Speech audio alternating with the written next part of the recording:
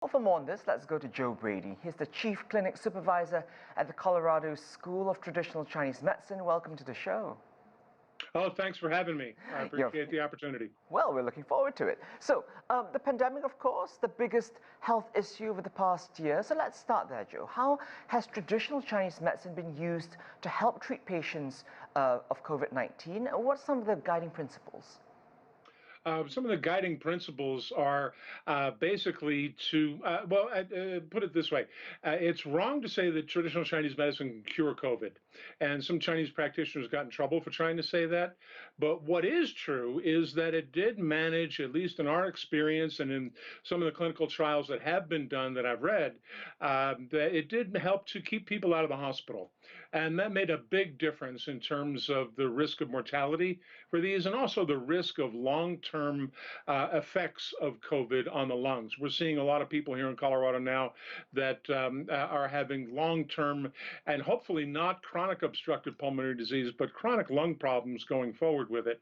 And by being able to keep people out of the hospital and being able to keep them from getting any sicker than when we first saw them, that made a big difference in terms of the number of deaths and the number of hospitalizations. Right, and China also has been sending TCM assistance together with conventional medicines overseas. Do you know what's reception to that been like? Mixed.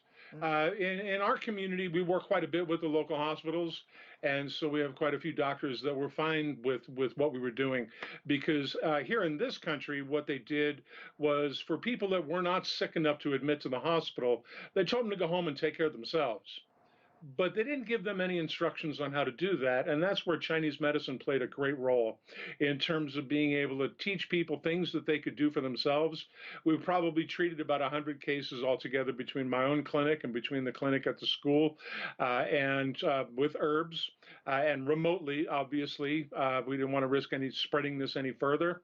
But with the Chinese herbs, we were able to give people something that they could do for themselves at home instead of just sit around waiting to get sicker.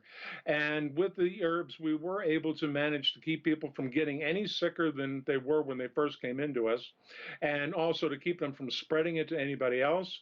And knock on wood, we did manage to keep everybody out of the hospital, at least the people that came to us. And that was the important thing. And, out of curiosity then, Joe, is it one or the other? I mean, TCM versus Western medications, or can they be used in concert? So could someone be vaccinated and still, look to TCM? Oh, most definitely. Even if they've had the vaccine, we've got quite a few people that got interested in using the herbs for the common cold and flu and kind of became believers in it because it helped to make them better in fairly short order and not get any sicker. And so there's a lot that people can do with that. But here in Colorado, we tend to be open to alternative and complementary medicine, but perhaps more than other parts of the country, except like California or places where they have a large Asian population. And so I think it was a great help in terms of promoting TCM, but more importantly, in terms of helping keep people out of the hospital. And it was a little bit of a fight with some of the Western doctors that just believed that it was voodoo.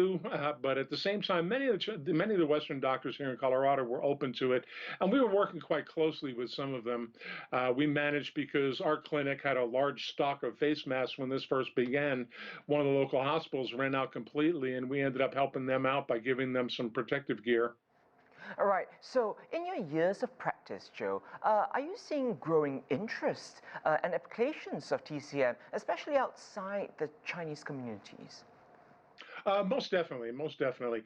People are beginning to become more and more interested in things where they take care of themselves. There's a good large gap between when people are healthy and then a large number of people that maybe feel a little bit unwell, but not so bad to go to the doctor. And it's in that group that we get a lot of support and get a lot of interest between the acupuncture and Chinese herbs and Tai Chi and other things that we do. And so there has been definitely much more interest. But in terms of when people got sick enough with COVID to land in the hospital, we worked quite well with the Western doctors, and that once they were that sick and they landed in intensive care, then the Western doctors reigned supreme. The ability to be able to put an IV into somebody and force them to get fluids when they're dehydrated was very useful. And the idea of being able to put people on a ventilator and oxygen therapy, it was absolutely essential when they got so sick that they ended up in the hospital. And that saved many lives as well.